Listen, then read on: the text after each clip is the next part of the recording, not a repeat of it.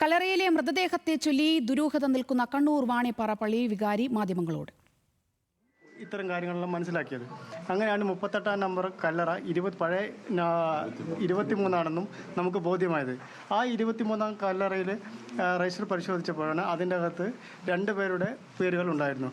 മറിയാമ്മ എന്ന ആളുടെയും ജെയിംസ് എന്ന ആളുടെയും ഉണ്ടായിരുന്നു. അതിൻ്റെ അടിസ്ഥാനത്തിൽ ഈ 2 പേരുടെ ശേഷമാണ് ഈ കാര്യം പറഞ്ഞതിന് ശേഷമാണ് ഇക്കാര്യം അച്ഛനുമായി സംസാരിച്ച് ഇപ്പോൾ കാര്യങ്ങളെല്ലാം മനസ്സിലാക്കിയിട്ട് ആ രീതിയിൽ ചെയ്യുന്നത്. അപ്പോൾ ഇതിൻ്റെ അടിസ്ഥാനത്തിൽ മൂന്നാമതൊരു ബോഡി ഉണ്ടെന്നാണ് അച്ഛൻ്റെ ഒരു സംസാരത്തിൽ നിന്ന് മനസ്സിലായിട്ടുള്ളത്. അതിൽ നിന്ന് ആണ് FIR ഇപ്പോൾ രജിസ്റ്റർ ചെയ്ത് കേസ് അന്വേഷണം നടക്കാൻ വേണ്ടി പോകുന്നത്. ശാസ്ത്രീയ പരിശോധന എല്ലാം നടക്കും. സയന്റിഫിക് അസിസ്റ്റന്റ് വരും, മറ്റുള്ള എല്ലാവിധ അന്വേഷണം നടക്കും. എല്ലാം കറക്റ്റായ രീതിയിൽ തന്നെ നടക്കും. അതിപ്പോൾ നമുക്ക് ഇന്നിപ്പോൾ FIR രജിസ്റ്റർ ചെയ്യും.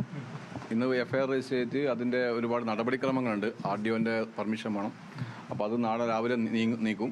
അപ്പോൾ പെർമിഷൻ കിട്ടിയാൽ ഒരു നെക്സ്റ്റ് മൂമെന്റ് തന്നെ നമ്മളെ ഈ പറയുന്ന ഓപ്പൺ ചെയ്ത് പരിശോധന തുടങ്ങും.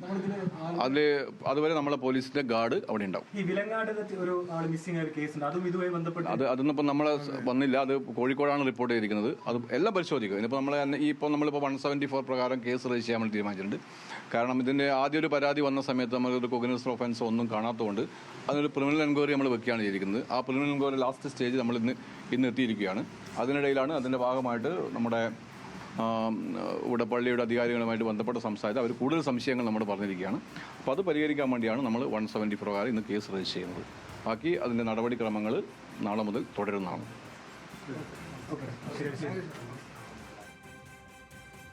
കണ്ണൂർ വാണിപ്പാറ പള്ളിക്കല്ലറയിലെ ദുരൂഹതയിൽ ഇപ്പോൾ പോലീസിന്റെ പ്രതികരണമാണ് നമ്മൾ ഇപ്പോൾ കേട്ടത്. കല്ലറ തുറന്ന് പരിശോധിക്കുമെന്നാണ് പോലീസിന്റെ പ്രതികരണം.